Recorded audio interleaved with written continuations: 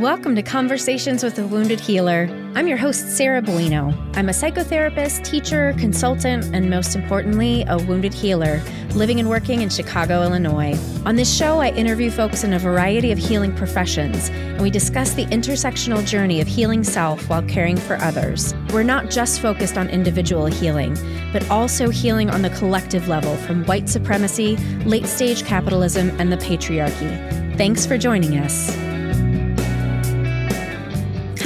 Hello. Welcome, friends and friends that I haven't met yet. So lovely to have you here to join us for this wonderful, heartful conversation today.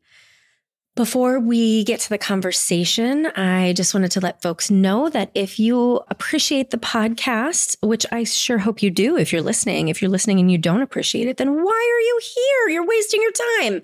So anyway, if you are an appreciator, I have a Patreon, and it's Wounded Healer without the E before the R. I know. I don't know. It was doing a thing to be with Twitter, and then I never really used Twitter. Now Elon Musk has taken it over. I don't know. But anyway, I have a Patreon. If you search for Conversations with a Wounded Healer, you will find it. And there you can donate as little as $1 a month.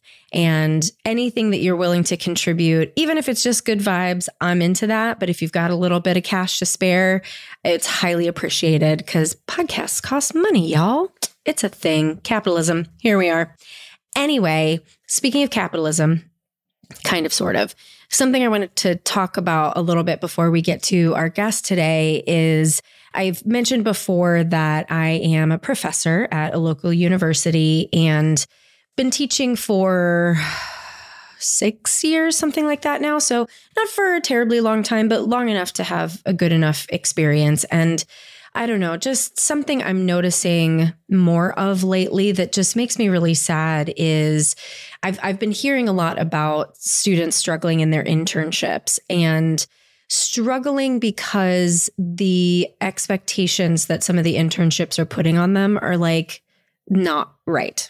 So it's already an issue that we don't get paid for our internships. That's a thing that happens in our field and in several other fields, but in many places, people actually do get paid for their work. So that's one thing to talk about in the beginning. It's free labor. And if you, in my opinion, and I'm totally getting on a soapbox here, but in my opinion, if you are teaching an intern correctly, it is not actually free labor. It's actually more work. At Head Heart Therapy, we didn't take interns for a very long time because I just knew I did not have the capacity to give what I feel like an intern A needs and B deserves. And I want to help new clinicians really learn who they are, learn the field, learn as much as I can teach them in the short time that I work with them. And not every internship field instructor feels that way. And it makes me sad. It makes me sad to think that there are students out there who are just so hungry to learn. And then they go to these internships and they're asked to do things like wash dishes or, just sit and be silent for a long time in their internship instead of like actually running things, learning how to run groups and XYZ, have sessions. So I don't know. I take mentorship very, very seriously. I have been so blessed to have really wonderful people who were able to see me early in my career, took me under their wing, and then I had the fortitude to, I guess, show up for that, right? And do my work and ask questions and be curious and inquisitive and study and learn. And I wish for that. I have such snobbery around what I think it takes to be a therapist. And I'm just kind of hurting right now seeing that students aren't getting what they need, that some clinicians just aren't practicing what they preach. And I don't know. I'm guessing that if you are a listener of this podcast, you're somebody who really strives for that integration of practicing what you preach. And I certainly am definitely not perfect at it, but it's really something that's at the forefront of my mind and something that I wish that everybody in the mental health and just wellness field in general, right? It's not just mental health, but coaches and anybody who's working with somebody's mental wellness, that we all do the inner work and really show up for one another, support one another's growth, right? Like My biggest mentors, Bob Carty and Mark Sanders, both of who have been on the podcast before, said that they recognized at one point in their careers, they were starting to age, that nobody was fostering the next generation. And so these two men truly, truly have focused on fostering the growth of people that come behind them. And that's something that I want to be doing as well. And so if you are a person who's in positions of power in this industry, I suggest you think about how you're going to do that too, right? Like leave things better than you found them, right? I know it's the Boy Scout motto. Boy Scouts are problematic. Yes, yes, yes. And it's a good motto, right? To support people who are coming behind you so that we can leave things better than we have them now. Okay. Thanks for coming to my TED Talk. Soapbox speech over. Now, moving on to today's guest, who actually has nothing to do with the official mental health field, which is why it's so refreshing to speak with her and spend time in her, like her nervous system feels so good to be around. So I highly suggest if you have any opportunity to do a class or a workshop or anything with April, you do so. So April Miller McMurtry is a creative lunar guide who supports people on their path of growth and transformation through the simple yet profound practice of self-study and relationship with cycles. April is the founder of The Moon is My Calendar and has independently published the New Moon Calendar Journal since 2014. With a master's of arts in teaching and a background in expressive art, yoga, and meditation, April loves to share the language of the moon to help people access their inner wisdom, inspiring us all to take better care of ourselves, each other, and the earth. So please enjoy this lunar conversation with April McMurtry. I'm really excited to share a new offering with you all. Wounded Healers as Leaders is a support and working collective for group therapy practice owners who want to lead from the heart while building a thriving, ethical business and step into conscious leadership with courage. Running a group practice is challenging both practically and emotionally. There's absolutely no way to know everything about running a therapy practice. And even though you may be a solo boss, to run a practice, do it well, and maintain your mental health is nearly impossible to do alone. Meetings will be held twice a month, with one meeting dedicated to the logistics of running a practice, while the second monthly meeting will be structured as a support group for the emotional components of carrying a business on your shoulders. This group might be for you if you're a group therapy practice owner with 1 to 5 years experience and less than 15 employees. For more details and to register, visit tinyurl.com/woundedhealerleaders. That's tinyurl.com/woundedhealerleaders. Hello, April. Welcome to Conversations with a Wounded Healer. Thank you. Thank you, Sarah. Thanks for having me. Yeah. Today's energy for me has been so hectic, and I was at a conference last week and it's so busy. And then I came home and my brother's in town and there's just like a lot going on, and your energy is so calming. I feel better already just being with you. It's the earth, the blessings of the earth, of that stability, groundedness, and challenges of the earth energy that gets stuck and stagnant. Yes. I'm feeling pretty chill. Yesterday was not my chill day, but right now. Right. Well, after the Aries full moon, but I'm sure we'll get into that, right? Yeah. Yeah. Well, would you like to, I have read your bio for folks, but would you like to share a little bit about who you are and what you do? Sure. It really feels like this evolving work in progress. I'm constantly referencing back to where have I come from? Even before this call, I was like, what really are my gifts that I am here to share? And what came to me, I primarily identify as someone who loves to be in that learning experience. And so I've been a teacher and a classroom teacher for many years. I have a master's in teaching. I started facilitating groups and working with youth leadership as a young teen. So it's just the process of learning and sharing and teaching and exchanging and being in these like aha moment breakthroughs where we can see things more clearly. So right before the call, I was like, okay, I've been a language teacher. I taught Spanish for 10 years. And something I love about astrology and about the cycles of the moon is that it's a language, and we develop a relationship with it over time and a fluency with it over time. So that might be my lens, is like through language as a relationship and a way of connecting. And yeah, we're not born speaking. I mean, language is something that's learned. And so, especially with working with the moon, unless we were completely immersed and brought up in that as a part of our upbringing and understanding, it's something that we can come to learn and have our own relationship with. I love that. Learning is a big value of mine. And I didn't realize, I can't remember what in my chart signifies that, like, oh, learning is like one of my top ways that I move through the world. And so I love that you say that. So we share that. And I always, I'm not an astrologer, and I'm definitely a student. There's so many pieces that come together in a whole.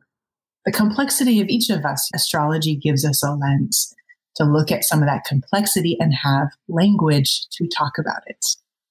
And that curiosity is air. Right.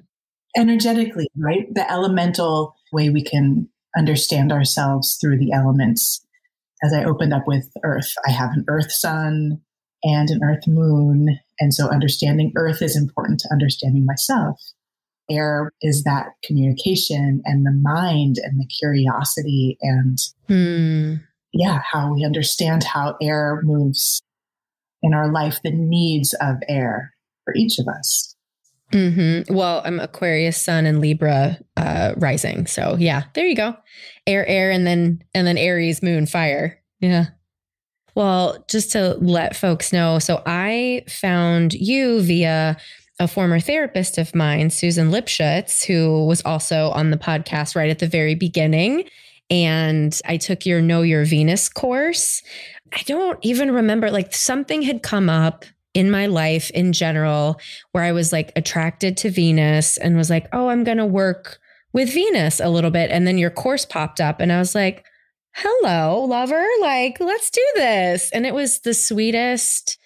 It was so sweet. I mean, and that's perfect for Venus, but I appreciated your energy and like so many different facets of Venus from all different ways of coming to understand her, like literally, like not just astrologically, but from an astronomy standpoint, from a historical standpoint, all these different things were so beautiful. It was so fun to put that course together. And I sense now the way that I can feel energy that feels like it's somehow outside of myself, picking up on, I guess there's some people who need this. And I'll put something together and then not always knowing, right, as a course creator, especially in the online world of I'm not working for a school anymore and I put things out, like, who's going to be a part of this? And that going into the unknown space of that. And then the journey together was amazing, right? That's the chemistry of being in a learning environment and space. I feel like that it's that 1 + 1 = 3. Like there's that third space that happens in the engagement with you and Venus coming together, and then something else is born from that. Yeah. Yeah. Well, can you talk a little bit about The Moon Is My Calendar? I guess, is that the big name that you offer everything under? Can you share how you got there, how you developed that? Just even this journey. So as we're talking about Venus and the moon, there's a cycle of 8 years. And so I've been looking back to journals from 8 years ago. Venus completes a full rose or star with the 5 points in 8 years. So anyone listening, if you have journals or ways to kind of look back at photographs or something to jog your memory about 8 years, what were some of the crossroads? And for me, it was this crossroad time where and when the calendar part of my work was born. And the name The Moon Is My Calendar hadn't come through yet. It was a whole year before I realized, oh, this is something of its own that needs a name. it wasn't like I had a logo or like anything going on in that. I had been meeting on the new moon with my dear friend and colleague, Sita Davis. Currently, we're running online moon circles for the new moon to support people with their practice working with the calendar and journal, the new moon calendar and journal. So we had been meeting just out of the necessity of, for us, it was early parenting, early motherhood, 6 months apart, and all of the initiations going along with that. So it just came from this, like, let's get together on the new moon. Many years after that is when the calendar was like, well, maybe this practice wants a container, and maybe there's other people who might also want a way to relate to the moon and their own personal cycles, whatever those, there's so many cycles to connect with and like have revealed. I wasn't setting out to like make something for like menstruation, for example. There's other calendars that focus on that. For me, it was, what are the different cycles I go through with my own energy, with my emotions, with my creativity? And so creating a circular calendar then became this way to start to chart that and track that and see that. And yeah, I did not know what I was getting into. So yeah, 8 years ago was a big shift, night and day, really night and day. Wow. Needing to align with more of the lunar qualities, sensibilities, the ability to receive, the skill of learning how to be receptive and also being open to receive, learning how to rest, actually learning how to stop, put things down. I'm taking a break and resting. I don't know. These things I'm naming do not come naturally. Well, I don't think anyone in America, truthfully, right? It's kind of the history that we've built for ourselves. And I was thinking that too, because I have this, as a little baby witch who's like, loves astrology and super into it, but I don't know enough. I have this fantasy that one day I'm just going to wake up and I'm going to be in sync with the moon, and I'm going to like feel it all and know what's happening and understand. It's going to be cute and it's going to make sense. And like, that's not how it works.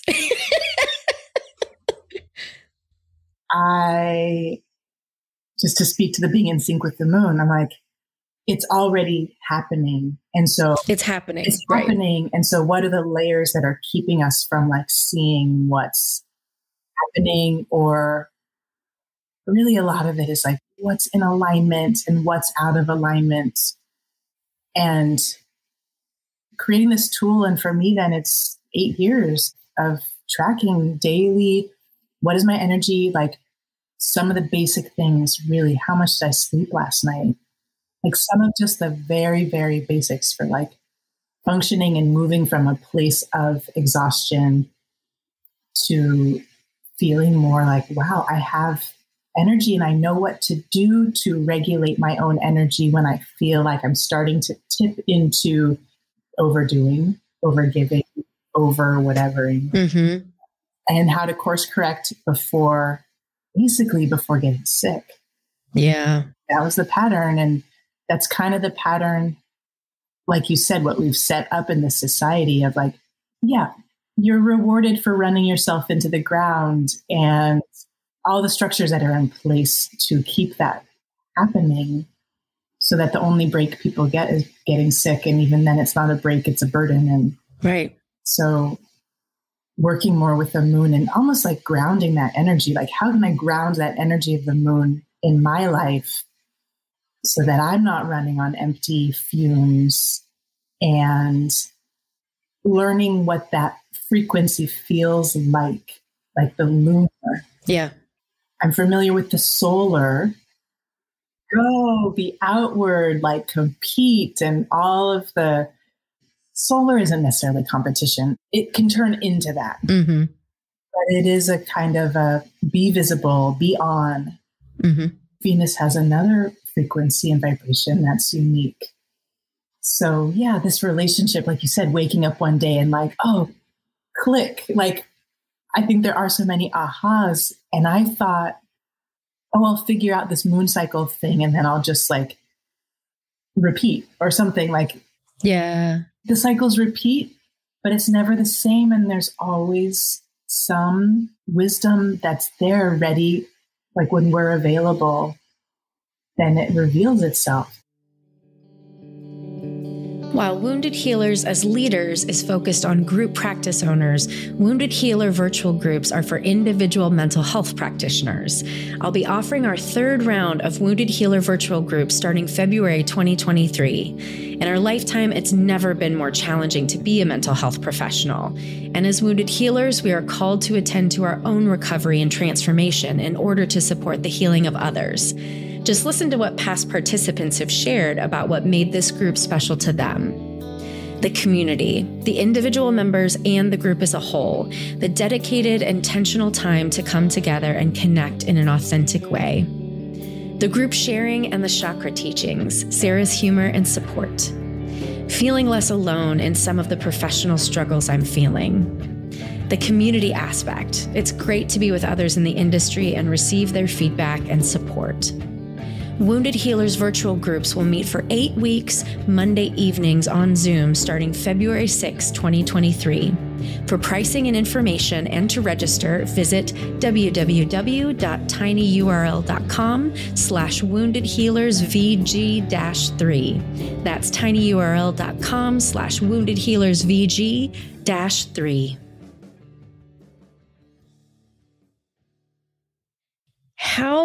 I'm going to ask the question and then I'm going to explain the question because it might not make any sense. So the question of being like in and of the world, I feel like the people that I have met along the way who seem to be, again, this is my, like, there's a fantasy of of a being who is not impacted by capitalism and all of that like rigmarole. And they tend to be like, they're not on social media. They are, not necessarily connected to what's happening in pop culture or politics or anything like that. I want to be able to do both and have like that sense of rhythm with nature and the moon and whatnot. So I'm just curious for you, like, what does your world look like? Often when I go, so there's a place I go to see the moon that's like a ridge that has a clear view to the east and the west horizon. So seeing the moon rise and moon set. Sometimes I'm up there, like, where is everybody else? What's so much more interesting and magical than this? I'm here all alone, like mind just being blown every time of really this almost this mystical experience. And then I wonder, what is everyone else doing? I mean, I'm on social media, yes. So that participation in this, I feel it. My nervous system feels it. It pulses. The times I am away and offline, something settles within me. Definitely there, I have that feeling of settled. And I also see the benefits of connecting and communicating in this global way. There's a lot of energy to it. So it's definitely strengthening the capacity of the nervous system. My sister does not have any social media, no profiles, nothing, no social media. Wow. For those of us who have work, we're connecting online and connecting. We wouldn't be able to sell our stuff if we weren't on social media. There would just be the reach or maybe it's even the imagined like impact or reach that's possible.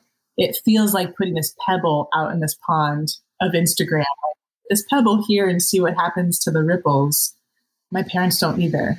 I grew up without a television. So I also come from a family that's not very plugged in to the tech side of things. So I grew up going down in the creek and like for hours, with my friend in the neighborhood, there's a creek that goes through the backyards. And so my time was just spent without that supervision of don't touch that kind of thing. But like, what happens if what's this plant?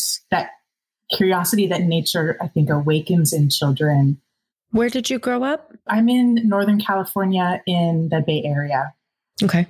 So suburban, but they're, the pockets of wildness, of the nettles and the mugwort that are growing in the creek that haven't been, well, so many things about plants. And so I have 2 children, and even my youngest recently was asking me about, is that an invasive species? Which ones are the native species? Like, which ones are from here and grow here? And which ones are here? Like, it's like plants and humans. Like, what's our contribution to the overall ecosystem life?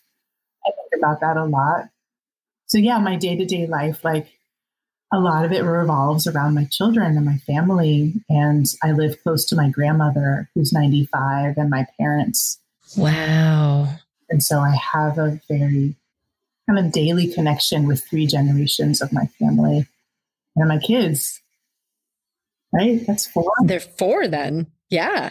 I forget that that's not super common, at least in the United States. Not for people our age. Yeah. Yeah. I didn't always think it would be that way.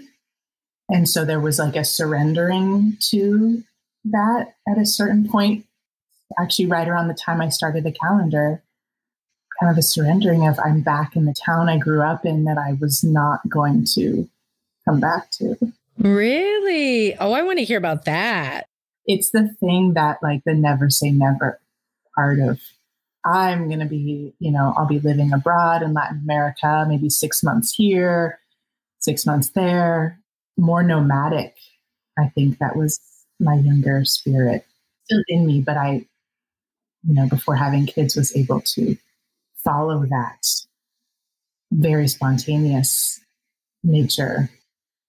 And I'm like, where is Sagittarius? What's happening with Sagittarius in my chart? Just that, like, always wanting different perspectives and shifting and getting out of a rut or a pattern or a habit, like changing jobs, changing housing, so many things before I was 30, places lived and jobs and so many. Yeah, but I was like suburbia, like, oh, it felt so, the things that I felt as a teenager that I wanted to leave a kind of like a bubble. And I said that I'd never raise my kids where I grew up. And then the things that are growing on me is like the creek and the oak trees and the family that's here to be multi-generational and raising my kids feels really important. And so I had to settle, that word settling, right? Like nervous system settling. Yeah. And then the kind of settling for something, which feels like a negative thing. Oh, yeah. I relate to that so much because the listeners know I just moved from the city to just outside the city. I mean, like, it's funny. I'm like, I moved to the suburbs. Like, calm down. It's like literally 10 minutes from the city itself. But it's different. It's so different. And I never thought I would live in the suburbs. I always thought like, okay, I'm a city girl now. I grew up in I wouldn't even call it a suburb. I don't know, it was kind of an old farming town, but became a suburb of Cincinnati. And I started wanting calm and quiet. And my therapist said just that. She said, you've learned to tolerate calm in a way that you never could before. And so I wonder, if you relate to that at all, like somehow like that's a season, right? It's a season. It's a cycle. I love how you frame that in this way of like really energetically what is now overstimulating and overwhelming that at a younger time was like, bring it, like overstimulation was the name of the game. Mm-hmm. Like always kind of not as aware of then losing myself. Yes. Yeah. So I've come to understand now one of the things of being so drawn to the moon and working with the moon is an awareness of coming back to the self, an awareness of witnessing the moon in all of the moon's phases, being able then to witness ourself as a practice. This is what I do, is witnessing myself. What phase am I in right now? What are my needs right now? Yeah. In this particular season, in this particular cycle, at this time of my life that are different than before. And wondering about that, right? The kind of continuity. Well, I used to like this, so why don't I like it anymore? Mm-hmm. When really it's time for some new shift, a move, more like, oh, it's quiet. Okay. How do I feel about things being more quiet? Right. Not that I'm an expert in this at all, but the ways that our nervous system communicates, the feedback of listening to that. Right. And I've attuned more to that, tuning to my children's nervous systems and seeing them when it's too much and how they behave. Mm-hmm. And then what about me in this adult phase of life? Yeah, there's so much that we learn to override. Like I was just talking to a client about that today, right? Like overriding the emotions and the nervous system. And I mean, as soon as you said watching my children and their nervous system, I'm like, oh my God, like what would my life have been like if my mom knew, right? To tune into what my nervous system was doing in hers. She never would have tuned into hers. I really struggle to have hope for mankind these days, but you saying that gives me a lot of hope because I do know that there are so many parents who are parenting that way, who are really trying to do it differently than it was done for us. And I'm hopeful that generations behind us are going to evolve and be able to care for themselves and one another in ways that we could never have dreamed of. Yeah, that tuning in and the sensitivity of that. And when did the idea of overriding our own intuition, our own inner knowing, like, okay, where's that coming from? And how do we get to that place wherever those messages are to just override, just say yes. Right. Just say yes. Don't rock the boat. Just do the thing. Even if you don't want to, just keep going. Mm-hmm. Now, even in my family, I'll be like, Mom, sit down. Yeah. You need to stop. I get sensitive when other people are overriding their needs. Yes. And I have to learn, just thinking of the conversations of the wounded healer, even just what that brings up is like, okay, I have to learn also, it's not my job to regulate other people's right. what they're doing, but I'm so sensitive to myself.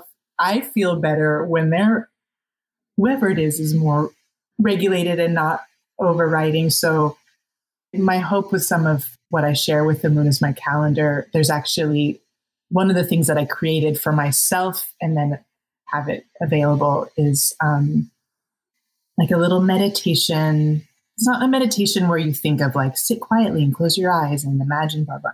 It's more a amusing or sort of inspired lunar wisdom for each phase of the cycle. And one of those messages, it's kind of just all that I've learned in connecting with the moon. I share in this format of like a day by day progression through the phases, progression through the cycle. And one of those is co-regulation. How does tuning in and connecting with the moon help us to co-regulate, like in the relationship with the cycle and nature, seeing the phases, seeing things come back around? How can we help to settle ourselves and see, oh, here's a time where I feel abundant in energy, wanting to connect, really, expressive or whatever it might be, that might be more like full moon energy, might be more like honoring that for ourselves, whether or not it's happening at the full moon or a different time. Like that's the kind of curious, interesting data we can collect when we're looking at both the moon and ourselves. Right. And then seeing the times where it's like, I need to go quiet, dormant. Even if I made plans, I need to reschedule them to honor. Something gets reaffirmed when we can honor where our energy is at and not expect, I guess, what I expected to always be on, and something was wrong if I didn't feel like being on. Well, and that's one of my biggest struggles. Like, I'm a business owner and I have employees and I have clients, right? And there are things when I can't just tune into what my energy needs. And that's where I really struggle with balancing, like, how do I be in this world and still honor what is true for me internally? Yeah. Oh my goodness. So if you figured it out, give us the secret. We need to figure that out, because it's like, to keep up means to run ourselves into the ground. So that is like the old paradigm of all the things. There aren't enough hours in the day to do them, to be able to afford rent and bills and all the things, to just keep up with the basic, what seems like all of that. So how to do that, and what I've come, from just starting my business and website and kind of building my everything from scratch and watching all the tutorials for how do I set this up? How do I make this automation? And so lots of hours invested in learning all of that. Mm-hmm. To seeing what I started to see was, okay, there's times where I go into more of a creative labor where I need more hours to really just go with something. And just like in labor, like 24 hours, 36 hours, like, okay, it's not nonstop, but it's an on time, lock in time to know I'm going to need time to recover after that. And that's what I didn't used to do. I would just go and then keep going and then collapse. Yeah. So that built in that wisdom of like, okay, here is where like the harvest time of like, this has got to get done because the time is now. Mm-hmm. How can there be something buffered in schedule wise to look at the whole rhythm of the big picture? I mean, that's kind of some of where I've been wanting to go more, even with my work, is like, how can we look at the things like in your business? How can we look at that? Where are places where there can, to bring in a kind of a rhythm, so that there may be a rhythm of times, that's settling for the nervous system when we have a rhythm, when it's like chaotic and on, how to even start to calm some of the chaos, especially in like, there's like crisis management mode and like all of that, where professionally the burnout that happens in any caretaking profession. Yeah. Where are the places to bring some rhythm? What I used to do, I realized I would construct my schedule so that if everything worked perfectly, I would be fine.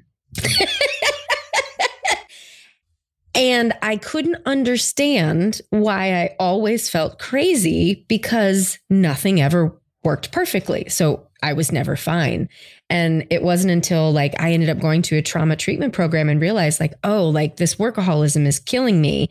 Because it wasn't like I was working all the time, but I was still working too much and pressuring myself to make sure everything was staying afloat perfectly. And so then I was like, oh, I can only have 4 or 5 appointments a day because I have all this other stuff I have to do. So if I spend 8 hours in meetings or sessions or whatever, I can't do the other things. And then I'm trying to do that before I start or after I start. And now I have a rhythm, because at first it was very painful, right? To say like, no, I actually can't talk to you today. I actually can't talk to you for another like 2-3 weeks, because the codependency was like, no, you have to be available right now all the time for whoever needs it. So I've gotten better at saying no. And this is the capacity that I have in any given day. And that's been tremendously helpful. And I would say that is a new rhythm, because internally now I feel it. If there are days every once in a while where I don't have that control. Yeah. It's almost the like, how much am I asking of myself? How much am I expecting of myself? And I've seen that too with like, realistically, how much time is this going to take? Realistic, please. I know. And I don't want to be realistic. Mm-hmm. A lot of what I've got to experience in this life so far is because I'm like, anything is possible. So let's just see like what is possible if we don't put on the limits. Right. Okay. That also leads to not sleeping for me. And, my case is like the limits of time. Well, does time exist? Okay. The sun sets. So that gives the illusion of setting. We have day and night in this experience on Earth. And so not seeing those as limiting factors. I mean, it got me through to my early 30s, but there was a point starting to work with the moon is okay, there's wisdom in the lunar, there's wisdom in winding down. Yeah. Even that in itself is like, what does it take in the time to wind down rather than getting wound up in second wind and keep going? There's waxing and waning. Waxing and waning. And so much of where we've kind of like sped up our world to be is always waxing. Right. And so finding the wisdom that's already present in there that has been overridden to get us to the point where that kind of sped up what it takes, the kind of, I don't know if it's the treadmill or just the energy that we're expected to have when we don't. And then the shifts are coming. Mm-hmm. The need is there. And the suffering that comes from whether it's the internal pressure or the external pressure, mm-hmm. it's created quite a lot of pressure, quite a lot. And yeah. Yeah. Yeah. Mm-hmm. I know, just exhale like, oh, right. And that is, so one of the things when I first made the moon calendar, I asked my husband, he was at work all day and he would come home and I was like, I have this idea. Will you help me with it? And he loves being helpful. So we sat down and just basically worked for like a month straight. It was this very short window of time where it was like, it had been there under the surface and just wanted to come up and was like, all right, let's do this. And it was super creative and it was super fun. But I think it took me 2 years to recover from all of the effort and energy that went into that, to drawing from the reserves. And there was a point where my husband was like, I don't want to work for you for free anymore. Can you hire a designer? What good boundaries. I know. I was like, that will be better for our relationship, because it started out as just like, I wonder if can we do this? Like, making it happen, like that initial getting something off of the ground, and then to sustain something, right, has a different kind of energy that's needed of what's sustainable. Okay, what started out, right? Any starting out of like starting out a business or whatever thing is like after something is started out, then what actually sustains it and then what has to shift around that. So that was one of the shifting points. Oh my goodness. Mm-hmm. There was another piece and thread from that. Oh, so during that time, some of the realizations, and I'll just share this too for listeners of like, and Sarah, from the Know Your Venus, the ways of how do we embody this? Like, how do we experience these understandings in our own way that's not just a mind kind of memorizing something or knowing information or facts or whatever it might be. And so for me, often that really does come with the breath. Right. Of how do I breathe this cycle? So at those times where I feel maxed out or like the rushy hurry, am I even breathing? Like, am I just holding my breath and gripping the steering wheel? To make that connection of the breath cycle and the lunar cycle. And to even decide like, and that's even enough. Like, it doesn't have to be something more fancy or more something. It was like, oh, that's so simple. And maybe that's even enough. Right.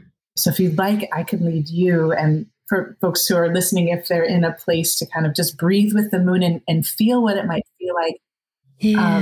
It's a unique experience to each of us. And there's unique lessons and teachings that can come through when we connect with the different phases that have to do with our own journey, kind of where we're at.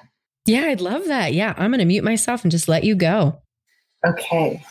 So with any cycles, there's a question of where does it begin? At what point is the beginning starting point? So really wherever we are with our breath, noticing, okay, did I just breathe in? And on the next exhale, breathing out and noticing that emptiness. The emptiness of the breath is like the new moon.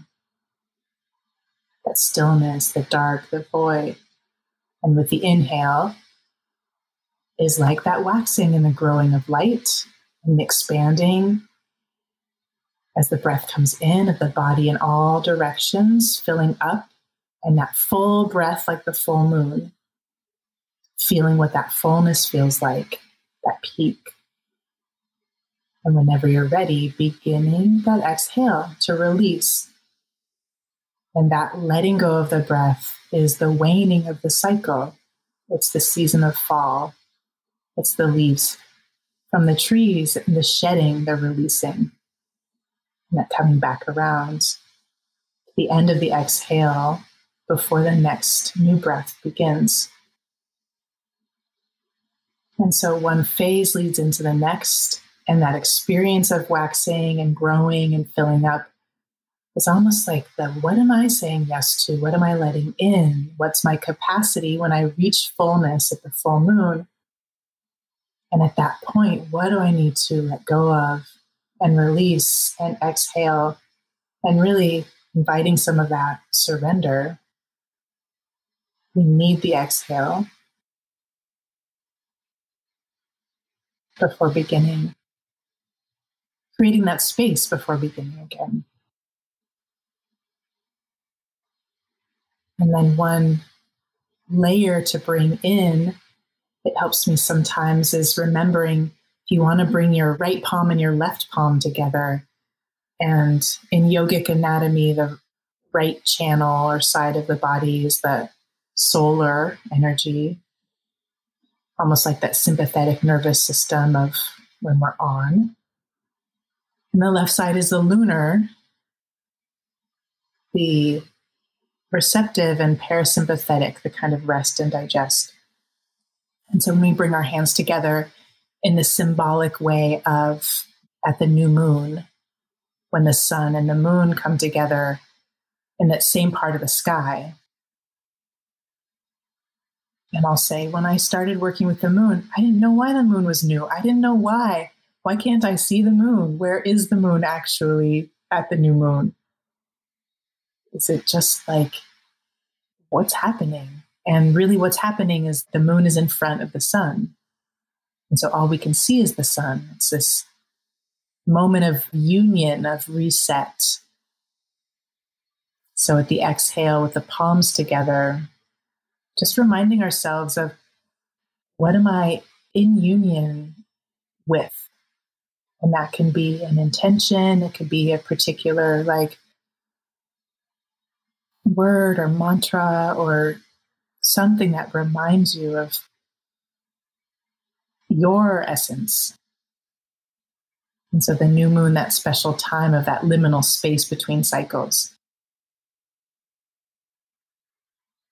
And so in the next inhale, then, if you'd like to, parting the hands and kind of experiencing that opening up as the breath comes in, but also the body, and seeing how this can be that gauge of how open does it feel like, ooh, I'm wide open, or do I kind of want to stay closer in, even though I'm opening up a little bit? What is my fullness for today? And then exhaling and allowing the hands to come back together and meet up again. And so this simple breath practice, I like to call it breathing with the moon, can be a way of gauging, on the one hand, what is my capacity for today? What adjustments can I make? Even if I have to do the same things on my to-do lists, how can I bring in this awareness of, okay, my capacity feels just like, my fullness feels like, a little less today.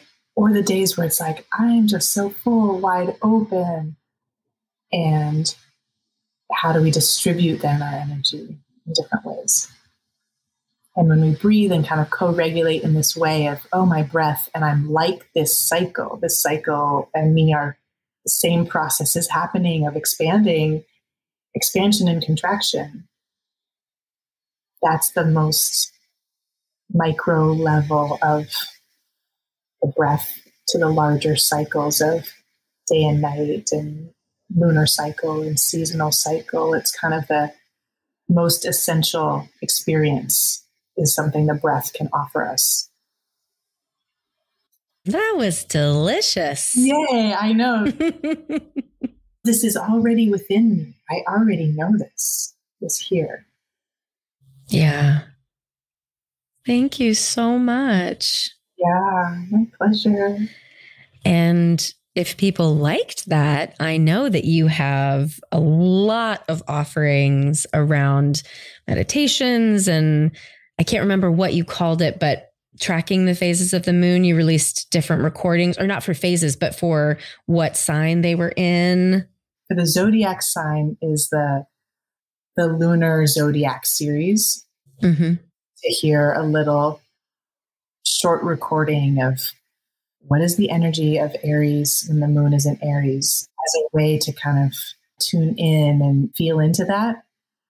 And then there's the lunar cycle quest, which is the 29 meditations of like union and capacity and co-regulation and the kinds of themes that the moon can help us to be more aware of and experience in our experience.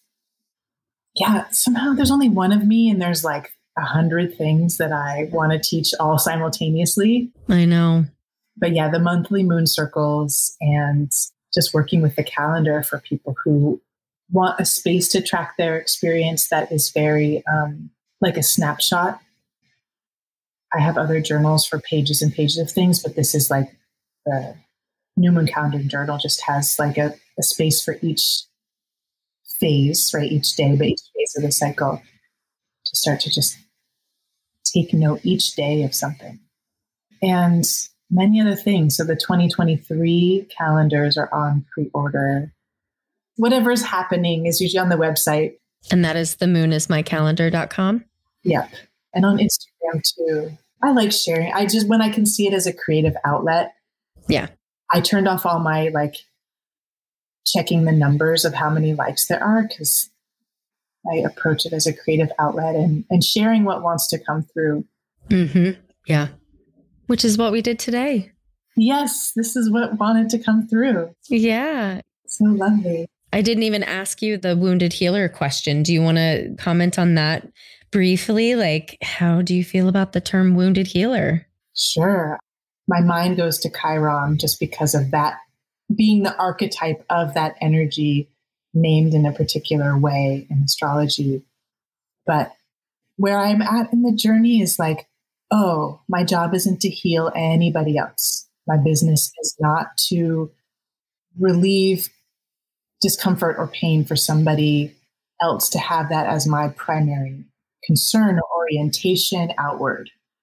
At this point, the healing journey is inward, and it feels like this.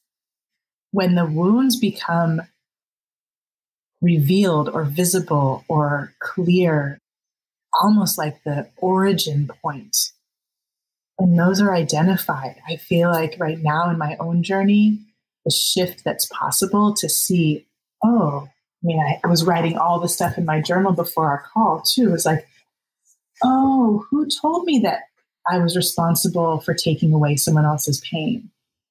Oh, there's this wound there that got implanted that told me I was responsible for the well-being of other people. Mm-hmm.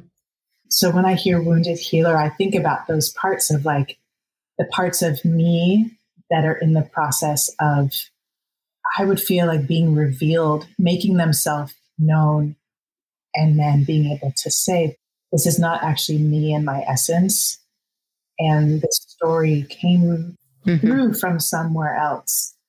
And so what is it to really, to stay true and aligned inside, to be like oriented, not in a way that's like selfish is one thing of just focusing on the self, but that self-centered, like really being centered in the self and meeting other people where they are. I feel like that's been so present of first I call myself home and present with myself. It's okay to have energetic protection, to not, be available. Like you were saying earlier, like today's not the day I'm not available. And it's not because I'm mean or selfish or uncaring or whatever. It's actually this kind of energetic protection. It's necessary and that's worth protecting that then, of course, can be shared and offered. And maybe it helps with somebody else's healing journey in some way. But the focus or the orientation is, at this point in my life, has shifted. So, yeah. And it has shifted because of working with the moon. Nothing that could have been like spelled out or planned or understood ahead of time, that was what the moon was calling for, is this kind of healing of, you can come home to yourself and it's okay to have energetic protection. Well, thank you so much. It was so lovely. This time went so fast today. Can't believe that was an hour. But is there anything else? We shared your website and Instagram. Anything else that you want to share with folks where they can find you, get connected to you, or anything at all? Yeah, I'm looking for a dream team at some point. I love doing all the things, but there's so much more that wants to come through. So the website is beautiful. And sometimes I think people think there's maybe this, there's lots of people that I work with. And so what's being shared, I'm still in the process of like wanting to teach all the classes and all of the things that are available. And so I guess I'm just saying, like, I'm surrendering to the timeline of things needing to go at a slower pace. I'm choosing to not run myself into the ground to make it all happen. Yes. Sooner than it's ready to naturally flow in the way it's going. So good for you. Yeah. But you heard it here, folks. Dream team is being called upon. So, oh my gosh, everything in me is like, what would that feel like? What would that look like? Another big unknown. Yeah. Well, thank you for sharing your time with us today. I appreciate it so very much. Sarah, thank you for having this container, this space to have this conversation in. Wonderful. Thanks so much to April for this wonderful conversation. To find out more about April, you can visit our website at www.headhearttherapy.com/podcast. As always, thanks to Andrea Klunder and the Creative Imposter Studios for editing, to Liam O'Donnell for our album art, and to Ben Mueller for our theme music. Until next time, bye-bye.